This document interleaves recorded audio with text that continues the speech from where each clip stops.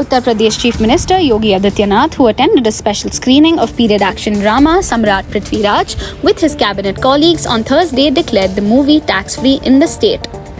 The screening of the movie was held at Lok Bhavan, and Bollywood star Akshay Kumar, female lead Manushi Chillar, and director Chandraprakash Dwivedi were in attendance. "I announced that the movie will be tax-free in the state," the Chief Minister said. Adityanath, who was on a visit to Kanpur Dehat to oversee the preparations of the visits of President Ramnath Kovind and Prime Minister Narendra Modi on Friday, reached late for the screening. Praising Samrat Prithviraj, he said, "The film talks about history and provides entertainment. It can be watched with the family. We have learned from mistakes of the past and are trying to rectify the mistakes of the past 75 years. Our Prime Minister Narendra Modi is moving forward with the vision of the next 25 years to take India ahead." The priest-turned-politician also praised director Dwivedi and actors Akshay Kumar and Manushi for their performance and said many places of the state have been shown in the film, which will help in popularizing them.